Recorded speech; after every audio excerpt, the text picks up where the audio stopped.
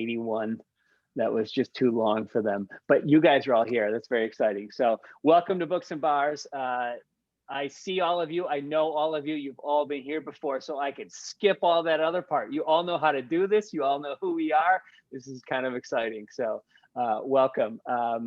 Let me see here. There's actually, no, I'm going through. There are some people who maybe are here for the first time. It's very exciting. So I will tell you, my name is Jeff Kamen. Welcome to Books and Bars. The way it works is ideally you raise your hand with the one of the participant buttons on your screen, and then I will call on you, unmute you, and then you make your comment or ask your question.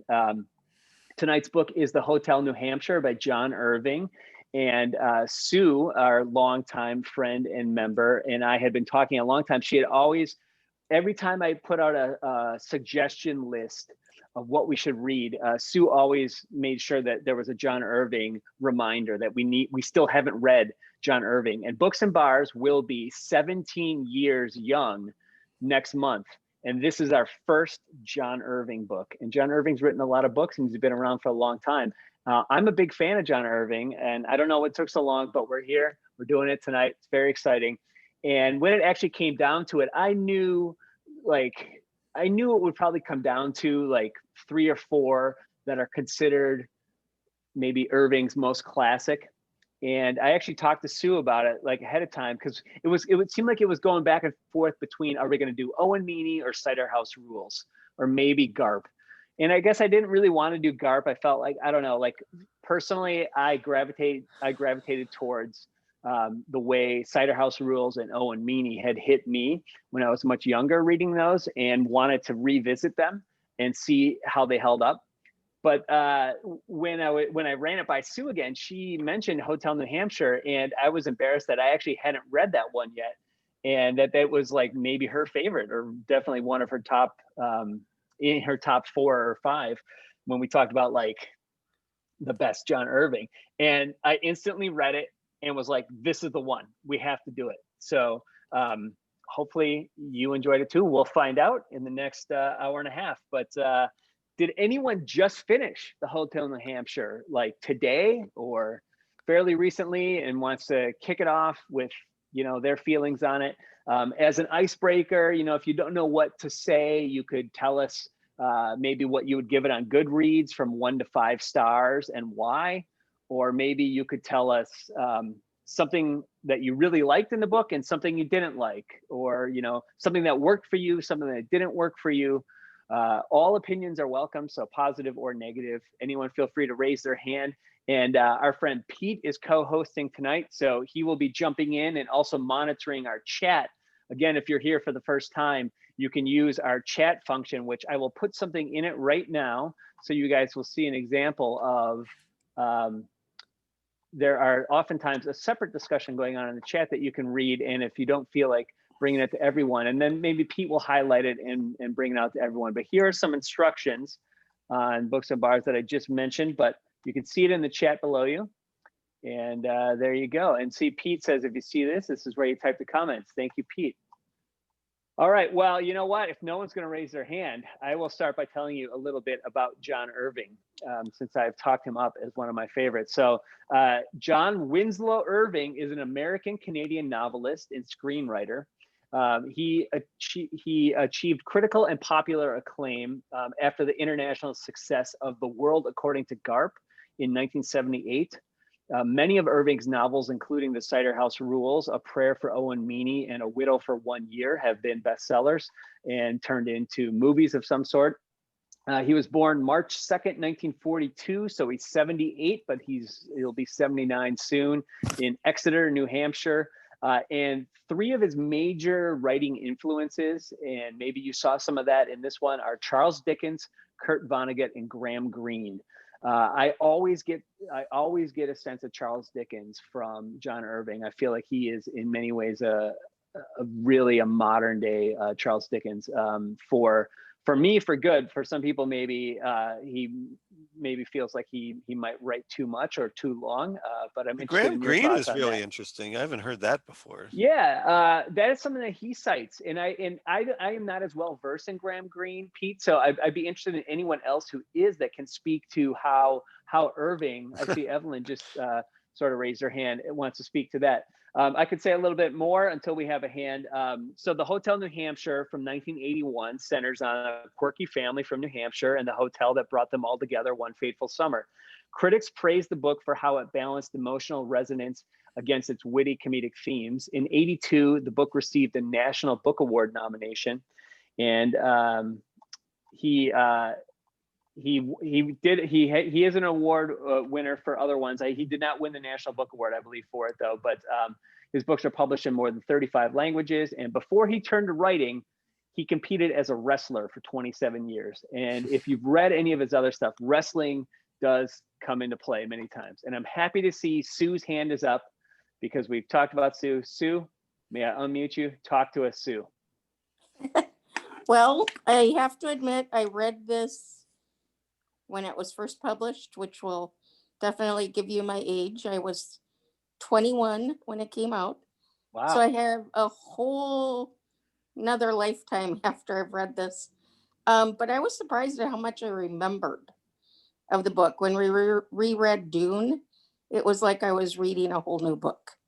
All I remembered were the big worms. And that I kind of liked it. Those were my only impressions. So this one stayed with me, although I forgot all about Susie the bear. And you would think, named Susie growing up, I would have remembered Susie the bear. And I didn't. So I was concerned about how other people would take it because I didn't remember everything. And the Franny and Frank tussle in the very beginning, I didn't remember how violent that was. Oh my goodness. That was just hard to read. But then I remembered my family. I'm the youngest of 7. And this book has hit at least 4 or 5 of us have read the Hotel New Hampshire over the years. And it always comes up at family gatherings. Oh, I just read this book that reminded me of our family. And that can be a little disturbing to consider. But it does. I think he gets big families really good in this book. And I laughed out loud over the family scenes when it gets chaotic and crazy and the weights are falling off the barbells and hitting the floor and the dad is cussing and the little brother is going, what? That is totally a big family. So I still gave it 5 stars. Still one of my all-time favorites. So it's funny because I think I knew enough about it, even not having read it, that I was afraid. I think I was afraid to pick this for Books and Bars. But your recommendation encouraged me and gave me like the strength to just go for it. But right after finishing it, I was like, oh boy, this is gonna be interesting. We'll see. Yeah. I think it's I think he does write families really well. And I come from not a super large family, but with the extended family now and with divorce and in-laws and everything, some gatherings do tend to get fairly large, and it does feel like the family just keeps growing. And I will say though, the amount of stories that I like unintentionally that somehow involve incest disturbs me. I've never had a sister, which is fun, but it's just weird. I don't know. Like if I could, I was easily able to rattle off like Royal Tenenbaums, Game of Thrones, like all of these things that I like. That it's like, why is incest like a thing in House this? of Yes? And did you get that in there?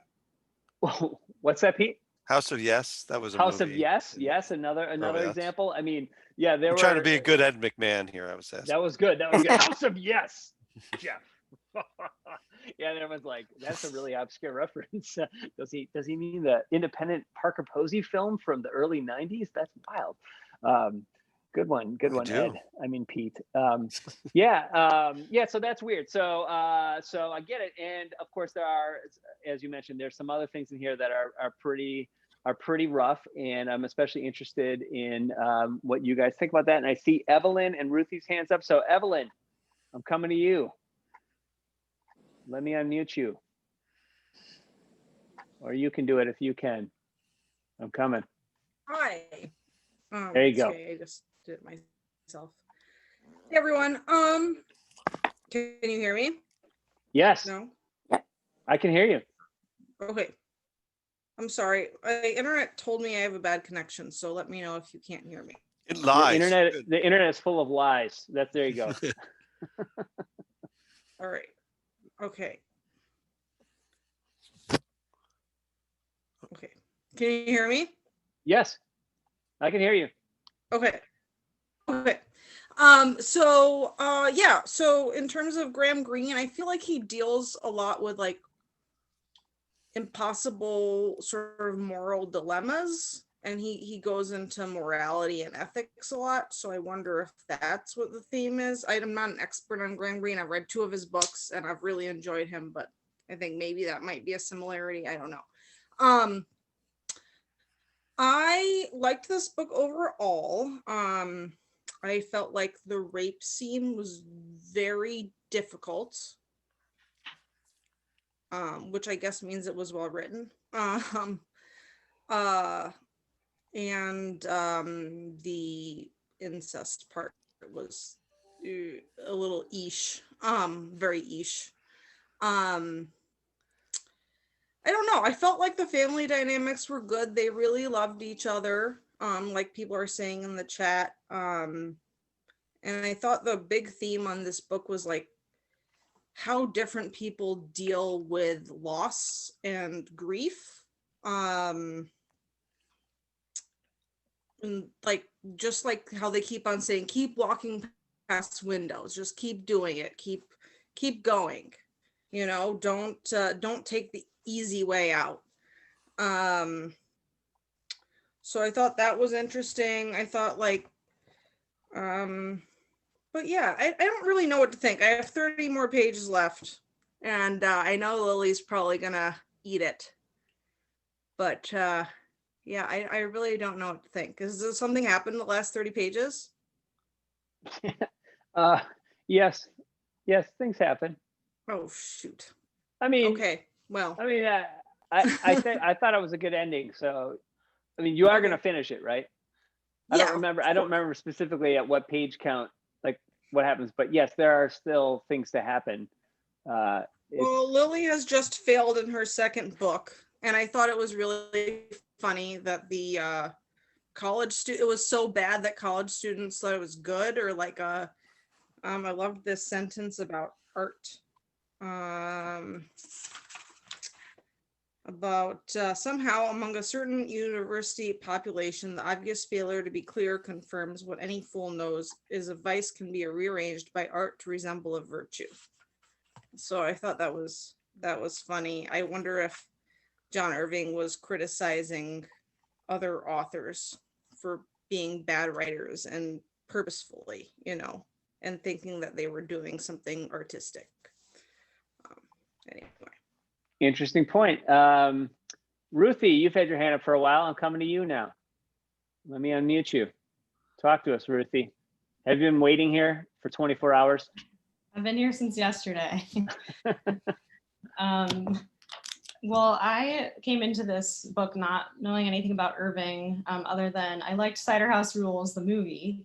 But I was really excited because it was hyped up here a little bit, and just I really liked the cover on this copy that I have.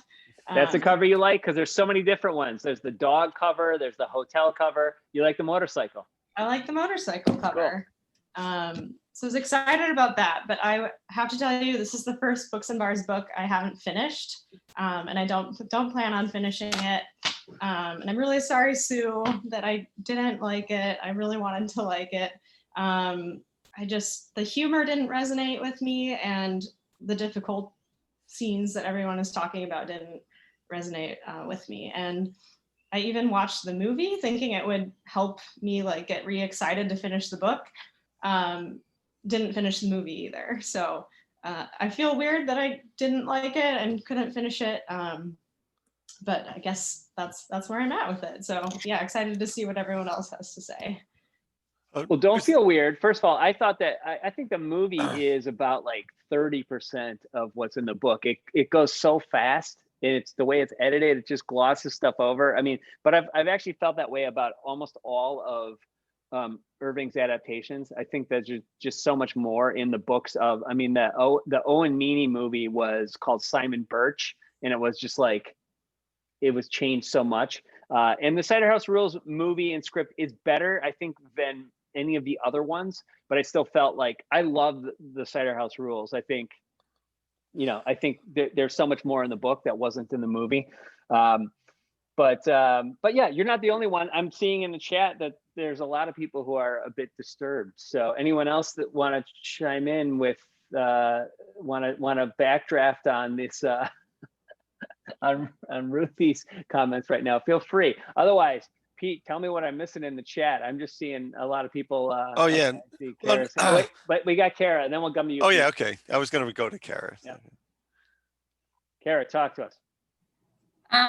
Yeah, I just figured I'd chime in since I'm typing it out as I speak, but I don't know if it's necessarily fair to say that I actually finished the book because I was trying to get through it so fast at the end. By the end, I just couldn't find anything to enjoy about it. I thought it was extremely uncomfortable. I especially have a thing against incest. I mean, it's like something I feel like most people do, but like, I don't even like, I don't know, if a show has like even kids who are like raised together, like Umbrella Academy, like they're not like biologically related, but they're raised together as siblings. And like, I can't even watch that show because there's like a romance between like the two siblings, and it makes me it just gives I feel disgusting even thinking about it. So I hated that element of the book. I thought it was awful.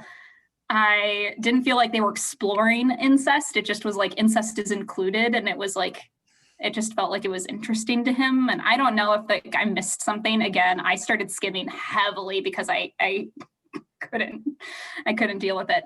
And then I would say the rape elements were terrible to me.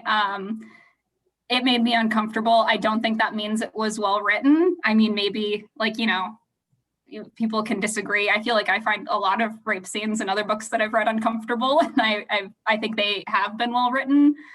I can't remember the other two books I read, like The Island of Sea Women and another book. Like I read 3 books in a row that had like graphic rapes in them. And I was just like, how did I manage that? I didn't realize it would happen. And the other 2 books, while equally disturbing and troubling to me, handled it much better. I thought this book, the way they handled it was not good. In some ways they were very like, it felt like they tried to be funny too soon after. And when the first rape happens, I can't remember. She kind of says something to imply like it's her fault. And like, obviously that's how a lot of victims feel. And so it's not like a problem to necessarily include that. But I just feel like from Irving's perspective and the way he did it, like it was just, there was something so like la-di-da about it. I couldn't stand it. And then I don't like the rape revenge plot element. I wish I could have found something that I liked about it. Like I kind of like screwy family dynamics. I feel like I could have compared this to Shameless or something, but all of the incest and the sexual assault ruined it for me. It was so hard. And I don't know.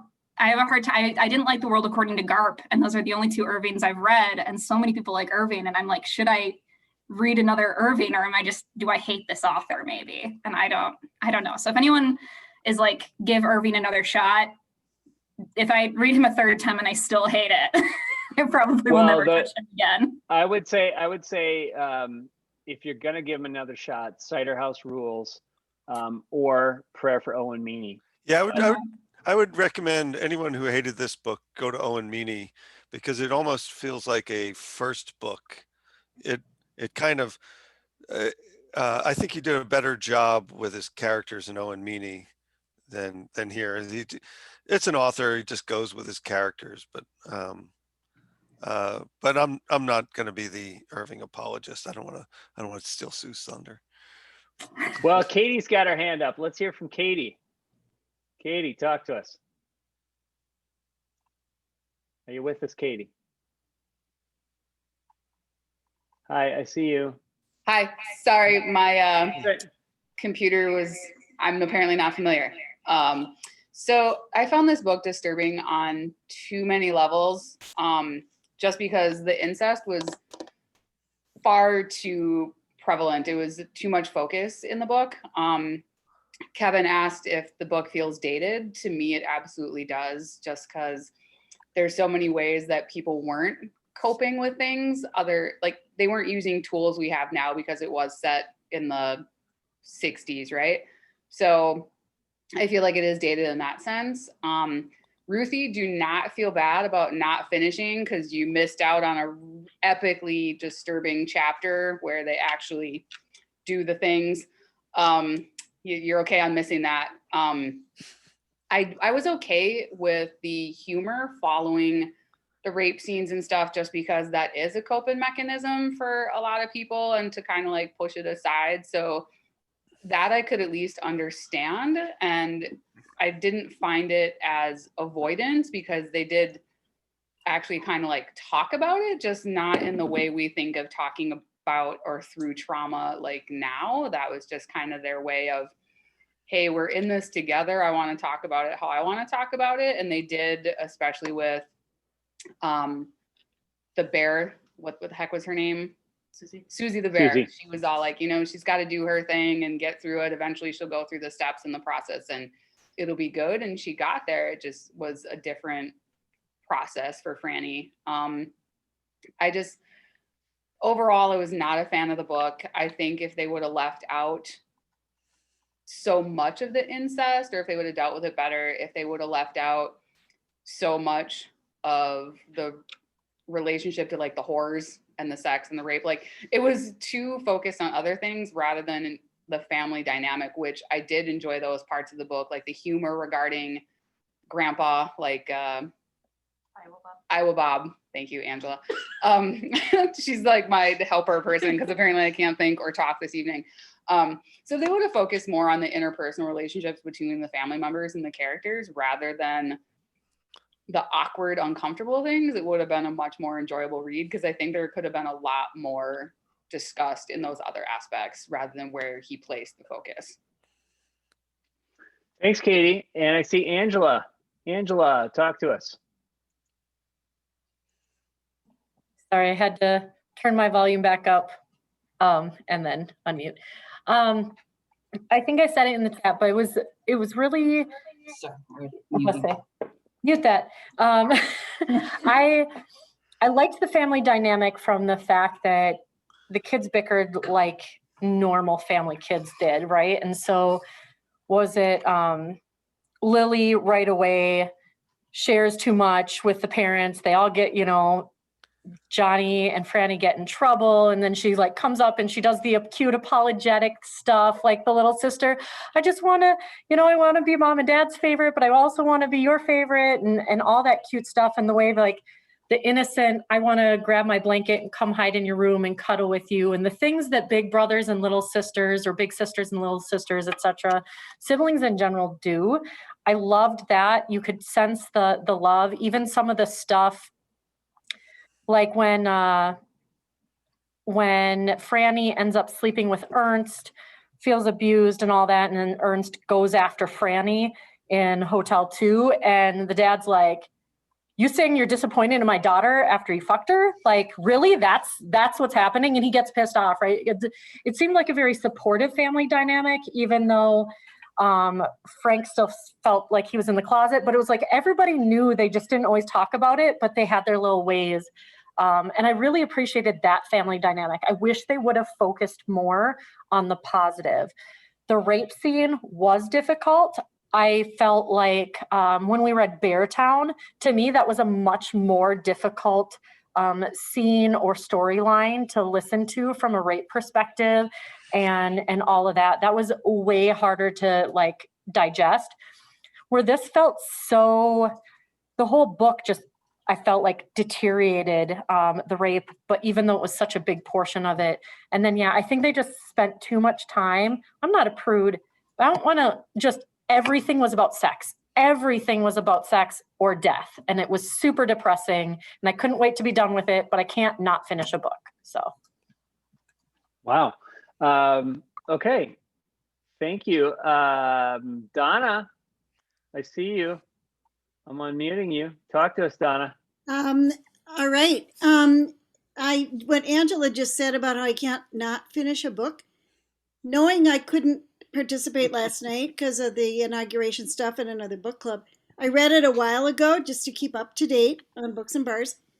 And so just before tonight, I went into Wikipedia to read the summary and the character descriptions just to remember more about it, and was kind of, I won't say disgusted, that's a little strong, but I'll just say that while I was reading it, I felt like it was one of those books by a male author, kind of like John Updike, who was a big deal maybe 30 years ago. I mean, I do remember the 80s, even the late 70s, early 80s, where there were authors that were really highly regarded, but I think it was a different time period and a different sensibility about how you portray Black characters. I mean, I didn't like the way the Black students were portrayed in the book.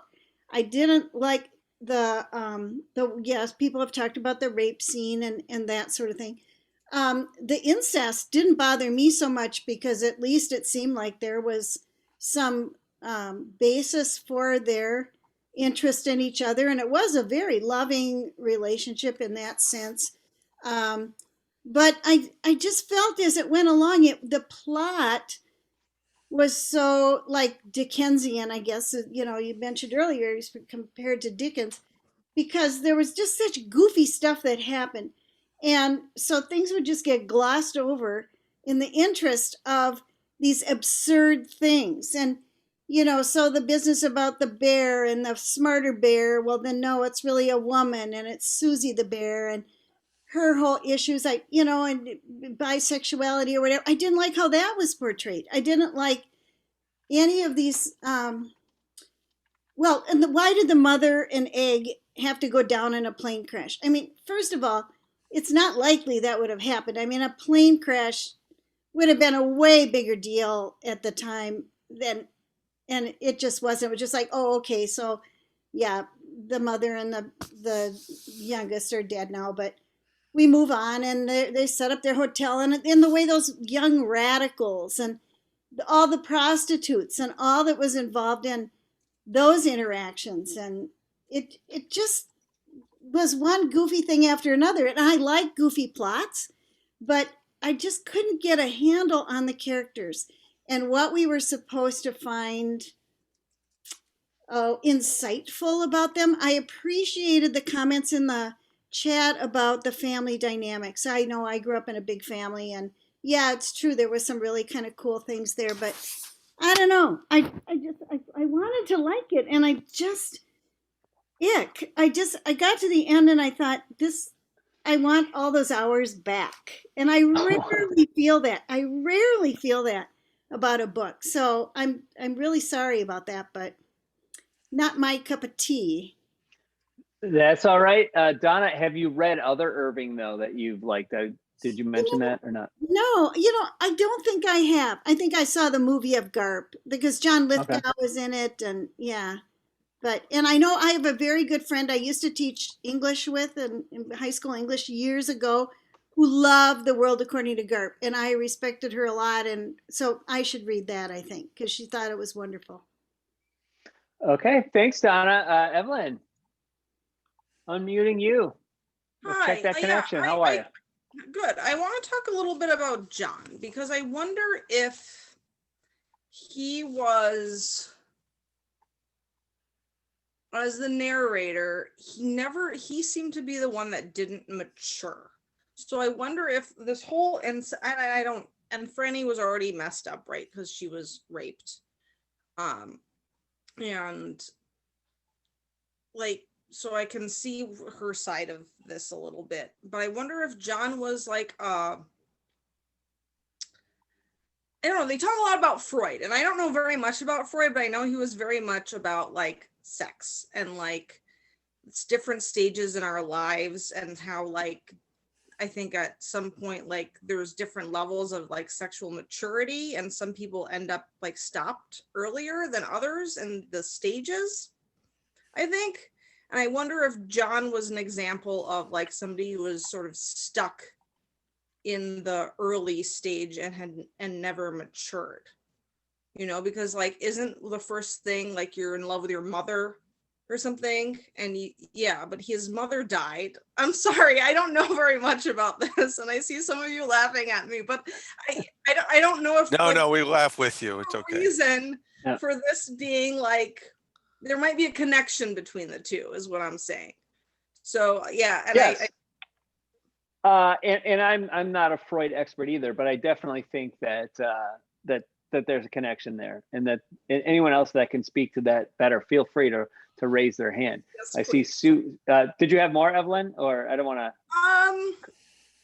go for it?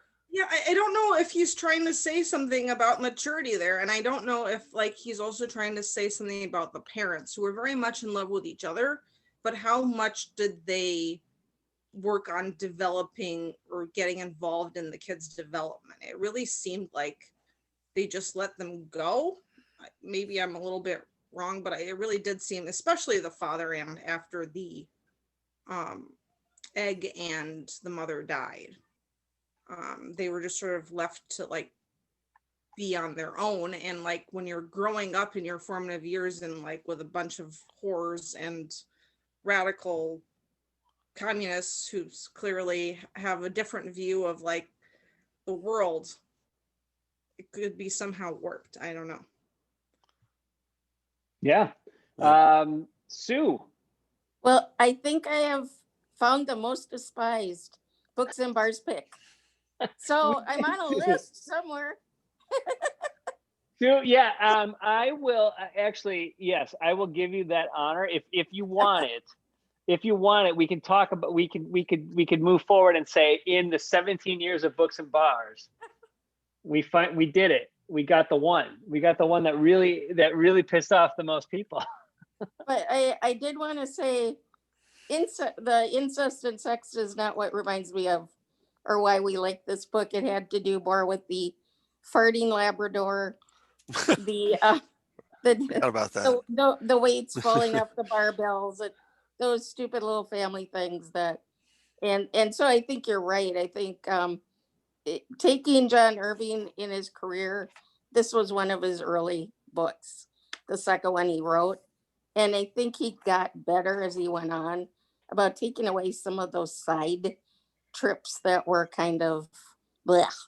So Cider House Rules, A Prayer for One Meanie, A Lot Kinder and Gentler. But I will also say I was kind of amazed. This was written or published in 81. And I very rarely will mark sections of a book that resonated with me.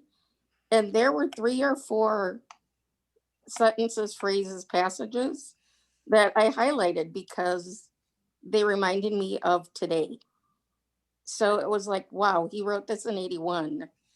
And so some of the racial comments, some of the cultural. Is there comments, anything you can share with us right now, Sue? Yeah, the book is in another room, but Okay. yeah, I think that somebody mentioned the black arm of the law. There were some In the references, chat. like, Yeah. about the racial issues that really resonated with me, that they seemed really similar to what we're going through today. So I think there's some redeeming things there. I think you're right that there's a lot of other stuff that probably didn't need to be in there, and farther down in his career, he kind of, does a better job of getting rid of some of that. But the farting Labrador is probably what, and sorrow floats. Our family kind of all galvanized over sorrow floats, and we like that. Kara. I kind of wanted to go back to a question you posed in the chat, Jeff, about like Yes. what is like the author trying to say? Because Yeah. like to me, the other thing, I don't always have a problem with this in books, but I do feel like I've complained about it a couple different times at Books and Bars about like a book not really having a plot or a point. The other book that comes to mind is the other hotel book we read. Which one was that? Oh yeah, the Glass Hotel. The Glass Hotel. And I think my problem with that, like it's like meandering, like, you know, it's all about like big themes and ideas, but like there's not much of like a plot. And one of my favorite books that we read that it was a favorite before we, used it in Books and Bars was A Long Way to a Small Angry Planet. And that similarly doesn't really have much of a plot. And I adore that one.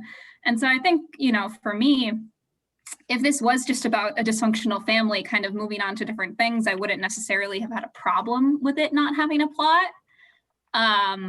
But because of all of the dark elements, I was like, I'm reading about all of these terrible things and there's not even a point.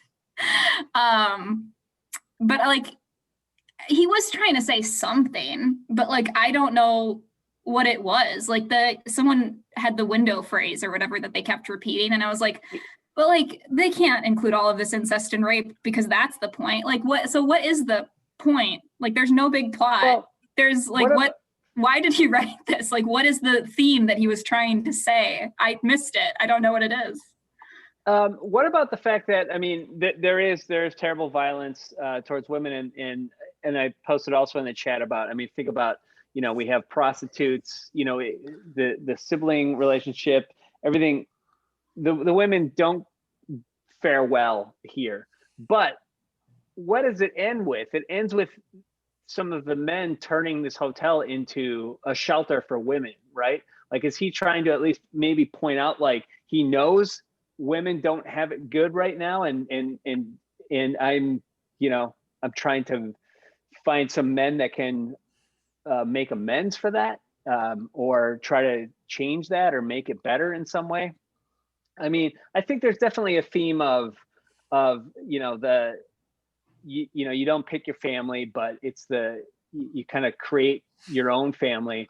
But in this one, they love, and some they love too much, some of their family. But I mean, I don't know. The incest thing was that's hard for me. I don't love that either. But I do think it's strange because it's one of the better maybe relationships that he writes here, is maybe the relationship between that brother and sister. The incest like ruined Richie it and Margot entirely for me. I couldn't like anything about it because of the incest. I couldn't look past it. Yeah, no, I mean, it bothers me less in Game of Thrones. I think, I don't know, because it's fantasy medieval world. Like, well, they're bad guys, so you're supposed to think it's gross. You're not supposed to be rooting for them.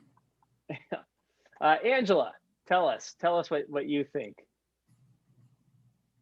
I'm unmuting. Okay, so first of all, I think in response to the Game of Thrones things, they don't focus so much. There's not so much inner dialogue on I can't help but want my sister, and the sister's not like, I love you. You think about me too much. So I think there's a whole different dynamic there, right? It's because they are the bad guys, but they also don't like internally dialogue with you. You made a comment about how the women don't fare so well, which I would agree. There's a lot of tragedy with the women, but I also think the women are some of the strongest characters in this book. So you see it through Johnny's eyes. But he's also like, Franny's a strong person. Franny went through a rape and she came back from it. And she was still weak when she originally got that phone call and that, but she fought through it and she became like a stronger person, whether it was a facade or not. And even Susie, right? So think about all the people who are really the people that call the shots. They even talk about like the dad stepping down a little bit. Franny calls the shots. Susie calls the shots. Susie's the bear. So even though she's went through a tragedy, she's like, I'm not going to be a victim. I'm going to do these things. Internally, maybe she was her own victim. There's a lot of insecurities in that both her and Franny deal with. But from an external thing, everybody responded. These are the people we listen to. These are the leaders. And for the time of year that it was, because you really look at it, it's the 40s to 70s. And I had to keep reminding myself, this was set way back. So when they're like prophylactics and, you know, talking about how women don't have things, and you have this entire group of people in a time of, you know, that time period that typically women had nothing, no outward standing, and there was a girls' school and the boys' school and all that, and the boys' school had better education and all this stuff. And then you have all these super strong women who are in the same community. And so I would say, yes, even though there's like a lot of tragedy with the women, they're probably the strongest characters. And even with the whole weird incestual thing, she's like, we're not doing this. I put the foot down, and then she decided when that whole weird scene happened, like, we're doing this just to like save us all. But I think they were probably the strongest characters out of the entire book. It's a good point, and I agree with you. I think that if that's another thing that he was trying to say, by putting them through the ringer like that, and then having them come out and still be some of the more, you know, intelligent, strong, and decisive characters. You know, I mean, maybe that's something. Does anyone else have any other thoughts? Pete, what Sue am I makes a missing in the good point chat? in the chat that resilience over tragedy and sorrow, and and I think, well, I'll let Sue speak to that if she wants to. But I think that the naming of the dog Sorrow, and the way the dog was interwoven in the story, and the nightmares and the ghosts of people, it feels like, well, to Kara's point is, what did I like about the book? I would love to teach a course in like a writing course in authors' first books or early books, and where you can see where they might get better. I've always thought of like Stephen King and a bunch of authors I know well, and personally, like Harlan Coben and stuff. I thought it'd be fun to do something, an author's early works, where they don't really hit it, but you can tell where they might in the future. But I'm sorry, I'm going on too long here, but I agree with all the rape and the incest stuff was too much. But where I did find in historical context, because you have to go back 40 years, where no one was talking about these things, and this is just laying it bare out there. So maybe it was a perfect book club book for 1981, when people weren't really talking of all these family secrets. Well, don't talk about that. And meanwhile, it's like, you know, and it's funny about Freud, as Freud's been widely discredited in psychology, where all that stuff is just garbage now. But in terms of people and healing, I think that's one of the things that's the most difficult thing about this book for me, is that I know, so, you know, the rape thing I've dealt with so many women's friends, and the Me Too stuff, and where it's just there's it brings out how the origin of why this is so awful. I'm hoping it gets better in the future, but that how the boys paid, you know, the author, being God, doing a Vonnegut thing, gave him all kinds of consequences. Yet real life is all the people who've experienced violence, especially women experience violence from men. The men experience very few consequences, and I think that was the outrage of the Women's March, everything that's gone on since. But I think this book is just placed out of time, and I think that's its major flaw. It's something that, if you want to address these subjects, you have to deal with them in a larger context. But now I'll defer to others. Excellent co-hosting, Pete. Thank you for that. I just put in, I found what the New York Times said about it back in '81, and there's a couple of interesting quotes. It's worth checking out. I will put a few of them in the chat, but you can check out the whole review there and see the reviewer is kind of torn, but I think I don't want to read the whole thing right now out loud, but I want you guys to read it when you can. But I see Sue's hand is back up. Sue, you got to keep defending it, I guess. Talk to us. No. Everybody has different. That's right. different But Sue, opinions. remember, you want that. You wanted to be, you're Yes. like, I want to have the most The hated most book hated in book. 17 years of Books and Bars. Can I No, do it? We had to go back to 1981 for it, but we can do it. Yes, we can do it. I did just say in the chat, I read it for the first time when I was 21. And this was the first character in any book I had read that was openly gay. So if you put that in context, and some of the first kind of really modern views on Black friends, white people having Black friends. So back in 81. And then just the other thing is, I think sometimes people read or see another person's life and think they're a tragic character, where if you're in that family or that situation, it's just your life. And so you just move on, and you're not thinking you're a tragic figure, but other people may view you that way. So I think for me, Irving does that well, where these are people in somehow really tragic situations that just keep moving through their life. You got to keep moving. Keep moving. Past those open windows. Past those open windows. That's right. Evelyn, let's check that connection again. How are you? Talk to us. I hope it works. So yeah, I just want to bounce off of what Sue said. And I started reading Irving when I was younger, and it's been probably close to a decade since I read another one of his books. And I would agree with Sue. Like he was very progressive, I feel like, for his time. Like interracial dating, that kind of thing. And like there are, I think, 2 or 3 times in this book he talks about race wars and how this is gonna break. Like I just felt there were a few things where I was like, how'd you know?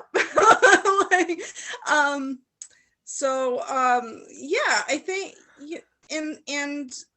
and how sympathetic he is to women, not necessarily in this book, but also like, I mean, Cider House Rules is a great example of that. Like, it really, yeah, somebody who grew up in a very conservative family, like Cider House Rules really changed what I thought about abortion and things like that. Like he really has a lot. There's a lot in his themes that I think maybe we're a little too woke for right now, but like at the time was very forward thinking for the time. Right. So not forward enough for 2021 though. Is that what we're sort of saying? Like 81 to 2021. You might have been ahead of your time in 81, but it's tough maybe to go back and read something from then. Can you think of other examples of things? Have you gone back and read from late 70s, early 80s that feel, I don't know, just as vital, pertinent, exciting, that would be good to read for a book club? Or is there a reason why we tend to discuss much more current books? Basically, Ursula Le Guin, you can go and especially her nonfiction stuff is like, and for any of you aspiring writers out there, Language of the Night, I don't know if it was out of print, but it should come back in print. I always thought that would be a great book. But I think what it was is, and I'd like to hear what Donna has to think about this too, is like, I think from basically like after World War II, 50s, 60s, and 70s, where there was, it was a giant suppression of women after women had already gotten a taste of like, well, I like the idea of a job. Well, I mean, this job over here is a lot easier than this shitty job at home that pays nothing, and I don't get anything for it. And I'm, like we raised our daughter to like, don't depend on like, not just a man, don't depend on anyone, because I think that's, by definition, it sets up problems. But I'd be interested in the voices that were speaking to that, because I think that's, well, I'll ask Donna if she'll talk. You'll ask Donna if she'll talk. We would. We What it always was wanna like hear then, but you're on mute, Donna. But No, I'll unmute.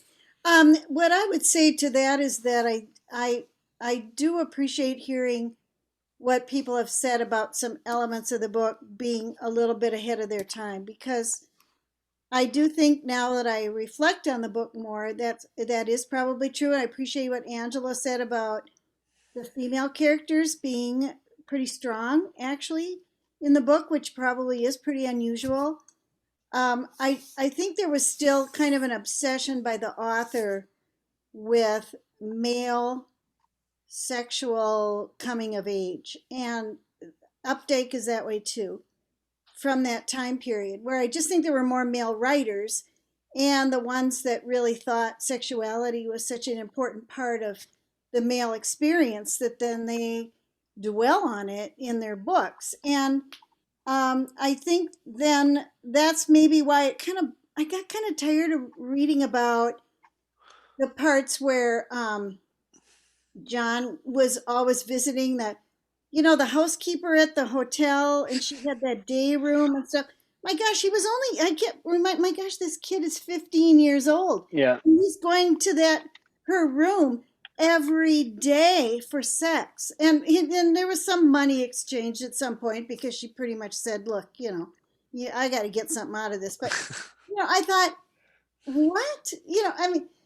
I thought as a mother when my son was 15, if he was, my God, I thought some of that was just a little bit gratuitous in there, except that seemed so important for us to know as readers that this is what John was going through. And some of it maybe already then was a way to not necessarily focus so much on Franny, but I thought it was just too male focused at that point. But yeah. what about Franny and Frank listening in onto those visits? Well, yeah. Okay, that too was I don't know. That Just trying to bring out all the creepy things I can remember. Things, yeah. And I did find the part about the original resort where the parents met. I thought that part was very charming. And I thought the part with the Freud and the bear and the little sidecar was delightful and humorous and fun. And I thought the parents' relationship was kind of cool, and how she encouraged him to go back to Harvard, and to, how they and then they turned that school into a hotel, and then they had those tiny toilets, but then the midget circus came in, and that was perfect for them that they had those little toilets. And there was just a lot of really humorous, charming parts in that. And then to go to Vienna and start another Hotel New Hampshire. And I've stayed at the Stanhope in New York City, and so I kind of got a kick out of the part about the Stanhope, although the part about the toilets backing up was weird. And he said in my copy, there's a part at the beginning where he reassures readers that that's not how the Stanhope is, and it's new ownership and all that. And I thought, thank you. But anyway, I don't know. There's just a lot going on in this book. He packed in so many little plot pieces, and the recurring things with bears. And I said to my husband, we read this book, this John Irving book, and my husband right away says, is there a wrestler in it? He's always got wrestlers. And I said, my gosh, there is some wrestling in the book. It's because that's another big thing. I haven't read other stuff with him, but he's a big wrestling fan, so there's always going to be wrestling, Anyway, and I said, well, yeah, bears, wrestling. I don't know. I wouldn't recommend it, but it was an interesting read. And I love the comments. And I think the quote you gave is that from the review, Jeff? The one you said? Yes. And there's some others too. Yeah. Yeah. These others I'm pulling from other sources. Oh, I'm okay. trying to find, but yeah, like a general critical analysis. But yeah, those first couple were from the New York Times review. Oh, okay. And bears, you gotta like bears. I mean, if any of you saw the Walker's recent thing, the best commercials of the last, several decades, and the one that still makes me laugh is the one with the bear and the salmon fishing and stuff. I mean, it's a classic. I mean, bears, there's just something about bears. They're fun, but Who doesn't love a bear except the Chicago Bears? oh Well, yeah. bear- Luckily, we don't have to deal with them anymore. So, anyone else jump in? You're bearing witness to this. Do you have any thoughts, any comments on? I know a few of you are. Well, from the chat, Evelyn had a cool thing about the Louisville Slugger, and since they were not baseball fans, I don't know if Evelyn, if you have more on that, but I thought it was cool that the blind Freud was walking around with a Louisville Slugger as a cane. Yeah, especially since he's not American. Like, I don't know, but yeah, that was just another thing that just to add to what Donna was saying in terms of things that kept on coming back, and it ends up being a weapon and saves the day. It just comes back in, just like how I enjoyed how things come back in and out. Like a gun on the mantle, if you will.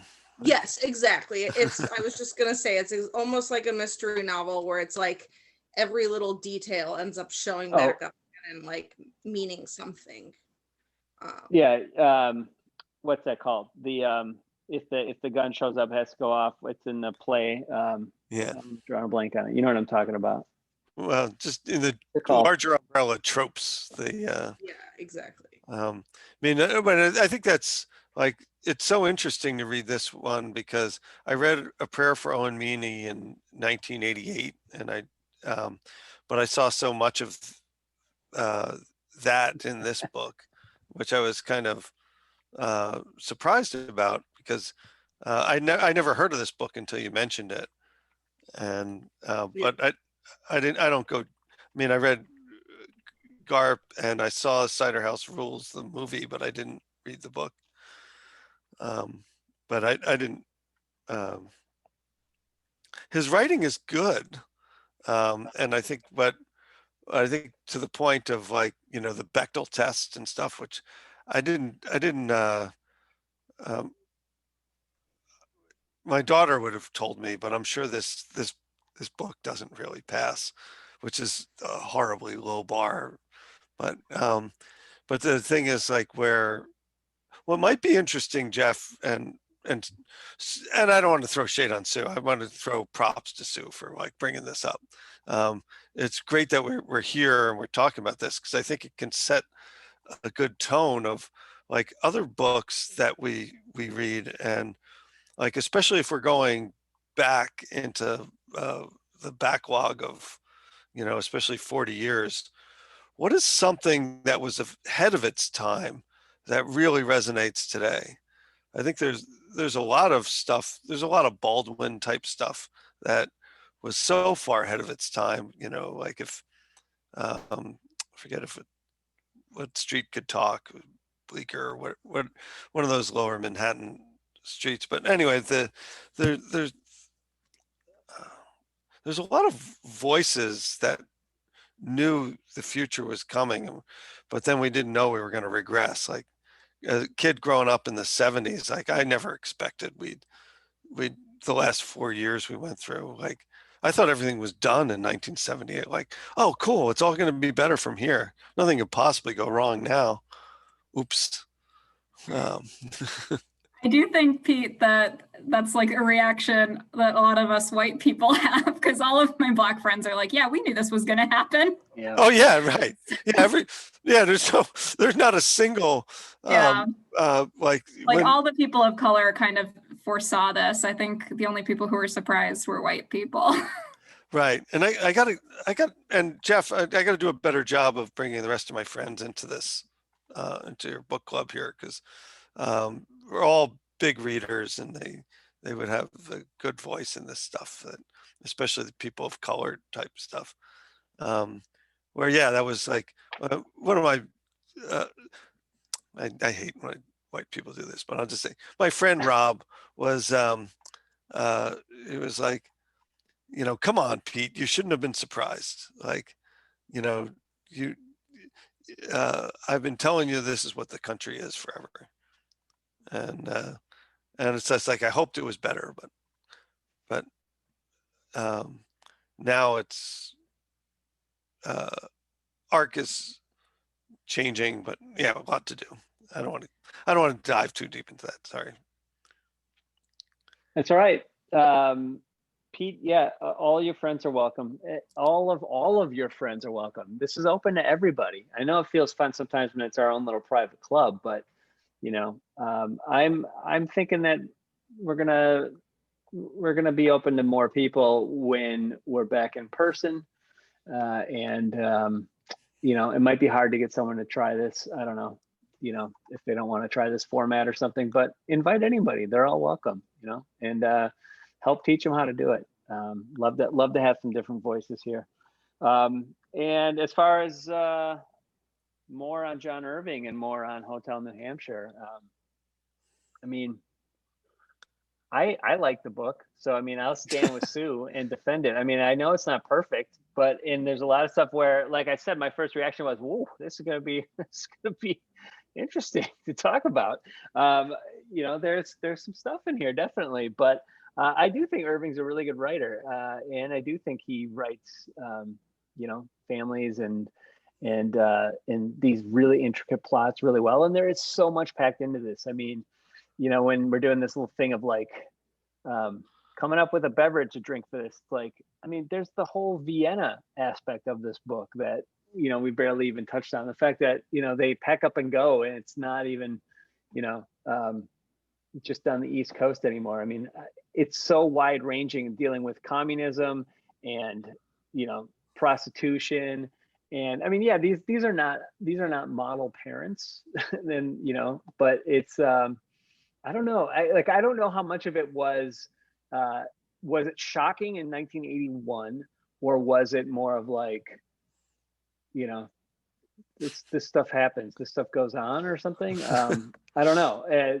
And have we become almost more, I don't say conservative, but like, is this more shocking to us now than it was to people in 81? And that's what I'm trying to look at when I'm trying to look at critical reception from something from the time, because there was, I brought it up earlier, but like the incest thing is not easy. But like, I love The Godfather, but like Godfather 3 has the whole incest plot. I love Wes Anderson and The Royal Tenenbaums. The Royal Tenenbaums has that incest plot.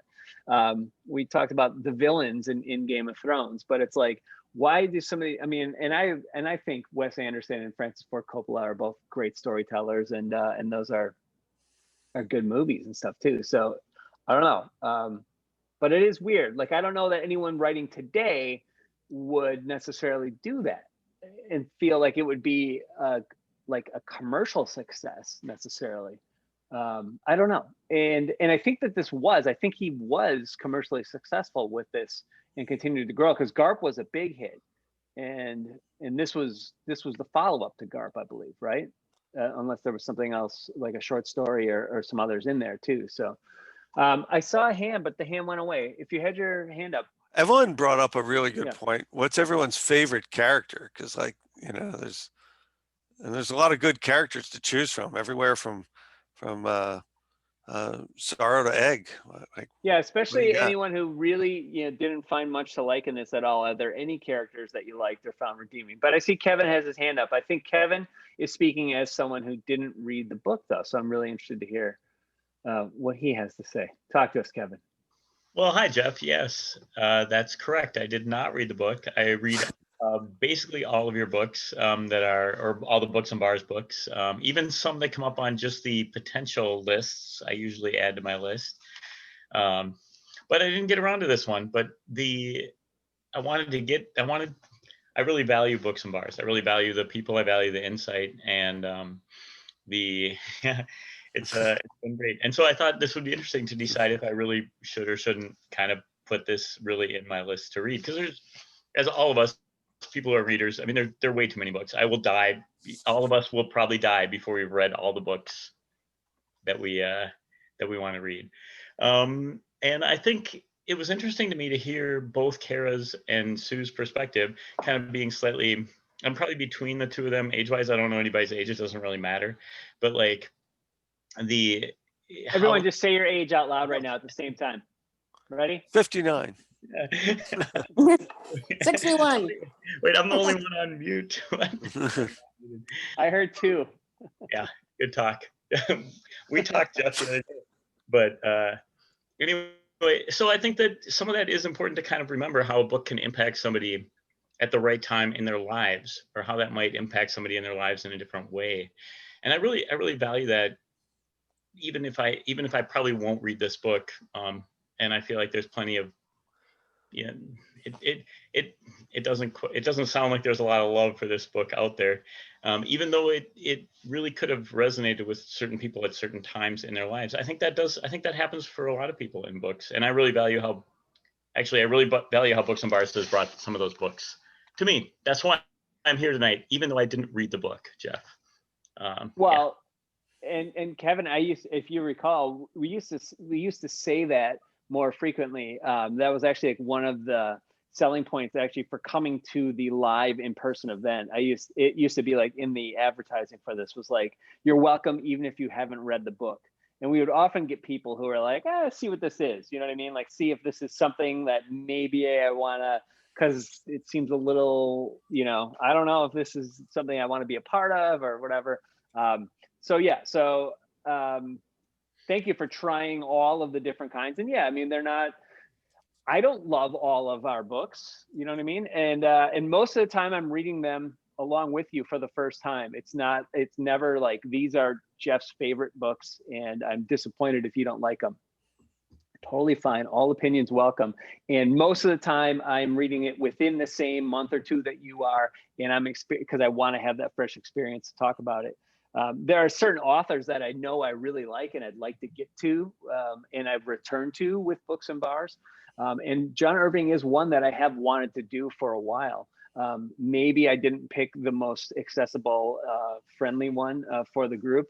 I think if it was Owen Meany, and the library was sponsoring it, we would probably have like 50 to 75 people here. I mean, Owen Meany is on like the Great American Reads, like top 100 books. It's one of the more beloved books of the last 50 years or so.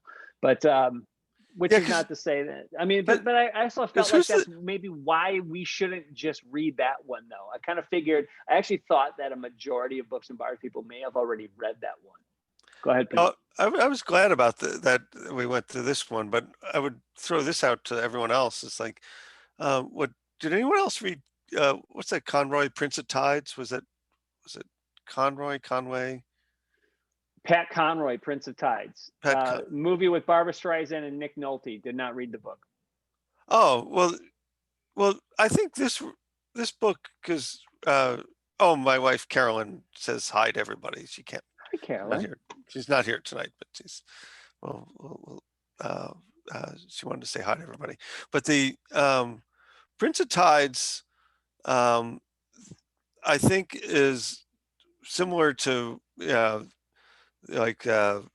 this book or other John Irving book, particularly this one. The weird, unbelievable plot that, this plot is just not going to happen in real life, but yet you just go with it because it's a novel and that's what the book is. But this one in particular, I definitely agree. I would not. I would recommend this book to very few. It would be someone who I would be a literature student that was looking for something, but I don't know. This is not where I'd send my friends. So that said, I went to Goodreads just now and I looked, And I am, you guys ready for the slow clap? Are you ready? Get ready, slow clap. I am Goodreads friends with a lot of Books and Bars people. Give me the slow clap. And I just checked, and none of them are here tonight. But a lot of the regulars from Moon Palace, a lot of the Minneapolis Books and Bars people on Goodreads gave this book 4 or 5 stars. So I just, where are they? They already read it. They didn't want to talk about it. I don't know. This didn't work for them. I think 2 times a month, 2 different books, is also, we're losing some people. But well, Johnny Carson, maybe Kara can tell us where they went. Oh, let's check in with Kara. Kara, man,